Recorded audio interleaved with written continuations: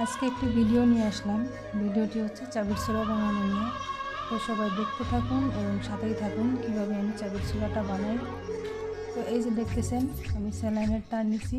এই চিকন পাইপটাও আমার কাজে লাগবে, আবার মোটা পাইপটাও কাজে লাগবে। মোটাটা দিয়েই আমি এরকম সুন্দর করে চাবির ছোলা বানাই। তো সবাই দেখতে থাকুন কীভাবে বানাচ্ছি।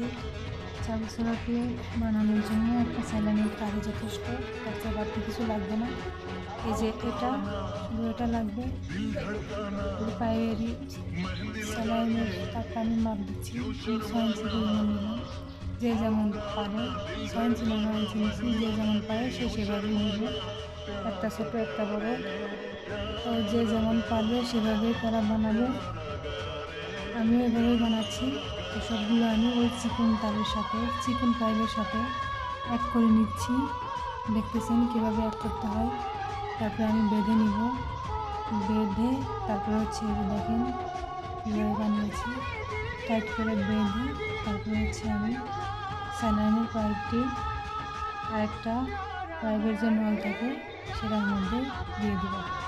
তো আগে একটু কেটে দেখাই যে ঘুরিয়ে ঘুরিয়ে যে আমি কাটি, এটা একটু দেখিয়ে দিলাম যেভাবে কেটে তারপরে হচ্ছে কাজ করতে হয়।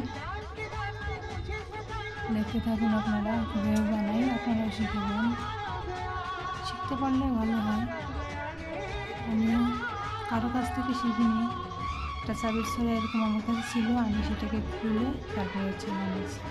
তো এখন আমি এই যে ইয়েটা আছে স্যালাইনের একটা সুই দিয়ে সুতানে বেঁধে ওটা আমি এটার ভিতরে দিয়ে দিলাম। এখন দেখেন কী সুন্দর হয়ে গেছে, কী সুন্দর দেখা যাচ্ছে। এখন আমি কাটবো।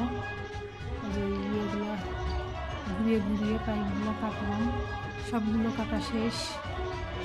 কাটা শেষ হয়ে গেলে এখন হচ্ছে আমি কুচি কুচি করে কাটবো। এই যে দেখেন এখন আমি কুচি কুচি করে কাটবো, যেটার কারণে এটা সুন্দর দেখা যায়, তাই আমি বানাচ্ছি। দেখেন কি সুন্দর দেখা যায়। এই যে এখন কাটতেছি, অনেক সময় লাগে কাটতে, একটু সময় লাগে। তো যাই হোক, এই যে দেখেন একটা কেটে ফেলছি।